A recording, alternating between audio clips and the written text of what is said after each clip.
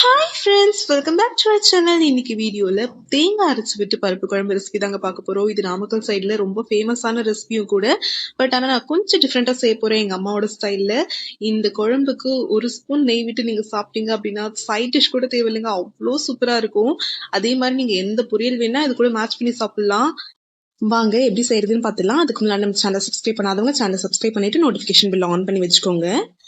ஒரு குக்கரில் 2.5 கப் அளவுக்கு துவரம்பருப்பு எடுத்துக்கிறேன். இந்த துவரம்பருப்பை ஒரு 2லேருந்து 3 முறை நல்லா தண்ணி விட்டு கழுவி எடுத்துட்டு வந்தாச்சு.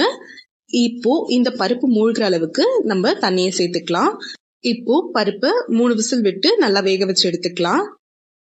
ஒரு ஜார்ல அரை மூடி தேங்காய், 7லேருந்து 8 பல்லு பூண்டு, 2 பச்சை மிளகாய் சேர்த்துக்கலாம். இப்போ இது எல்லாத்தையும் நல்லா பேஸ்டா அரைச்சு எடுத்துட்டு வந்துக்கலாம்.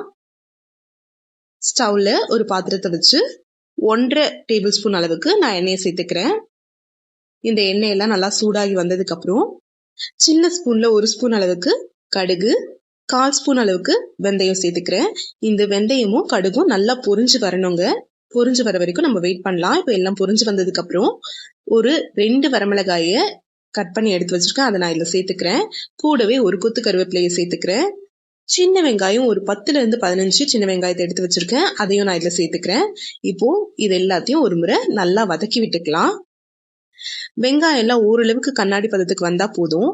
இப்போ இதுல ஒரு பெரிய தக்காளியை சின்ன சின்னதாக கட் பண்ணி எடுத்து வச்சிருக்கேன், அதையும் நான் இதில் சேர்த்துக்கிறேன்.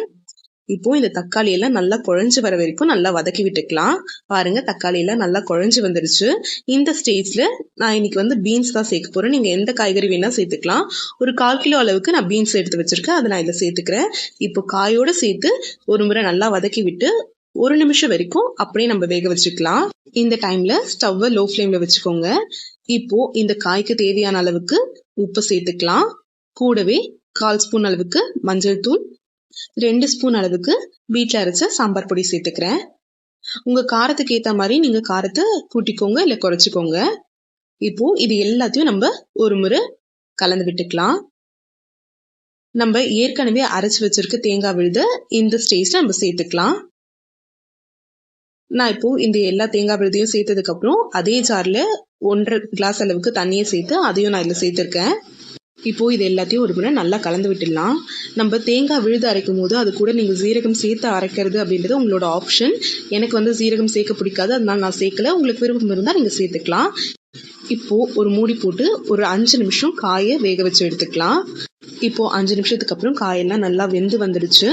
இப்போ நம்ம குக்கர்ல வேக வச்சு எடுத்து வச்சிருக்க பருப்பை மசிச்சு வேற ஒரு பாத்திரத்தை சேர்த்துக்கிறேன். அது கூடவே அரை லெமன் சைஸ் அளவுக்கு புளியை கரைச்சி தண்ணி எடுத்து வச்சிருக்கேன், அதையும் நான் இதில் சேர்த்துக்கிறேன். நம்ம வேக வச்சிருக்க காயும் இதில் இப்போ சேர்த்துக்கலாம். இப்போ இந்த குழம்ப அப்படியே நம்ம ஸ்டவ்ல எடுத்து வச்சிடலாம். இப்போ இந்த குழம்பு நல்லா கொதிச்சு வரணும். ஏன்னா நம்ம இப்பதான் புளி தண்ணி சேர்த்திருக்கோம், அதனால ஒரு முறை நல்லா கொதிச்சு வரணும். உப்பு தேவையான்னு சரி பார்த்து இந்த ஸ்டேஜ்ல தேவை அப்படின்னா சேர்த்துக்கோங்க. எனக்கு கொஞ்சம் கம்மியா இருந்தது, நான் சேர்த்துக்கிட்டேன். இப்போ ஒரு முறை மறுபடியும் கலந்து விட்டுட்டு ஒரு 2லேருந்து 3 நிமிஷம் நல்லா கொதிக்க வச்சு எடுத்துக்கலாம். குழம்பு இந்த மாதிரி நல்லா கொதிச்சு வரணும். ஏன்னா நம்ம தேங்காய் அரைச்சு விட்டு இருக்கிறதுனால சீக்கிரமா குழம்பு கெட்டு போறதுக்கான வாய்ப்பு இருக்கு. அதனால நல்லா இந்த மாதிரி கொதிக்க வச்சு இறக்குறீங்க அப்படின்னா குழம்பு அவ்வளோ சீக்கிரம் கெட்டு போகாது. இப்போ நல்லா கொதிச்சு வந்துருச்சு. இந்த ஸ்டேஜ்ல கொத்தமல்லி இலையை தூவி நம்ம இறக்கிடலாம். அவ்வளோதாங்க, தேங்காய் அரைச்சு விட்டு பருப்பு குழம்பு சூப்பரா ரெடி ஆயிடுச்சு. இந்த வீடியோ உங்களுக்கு பிடிச்சிருந்தது அப்படின்னா லைக் பண்ணுங்க, ஷேர் பண்ணுங்க, கமெண்ட் பண்ணுங்க. அண்ட் மறக்காம நம்ம சேனல் சப்ஸ்கிரைப் பண்ணிட்டு நோட்டிஃபிகேஷன் பில் ஆன் பண்ணி வச்சுக்கோங்க.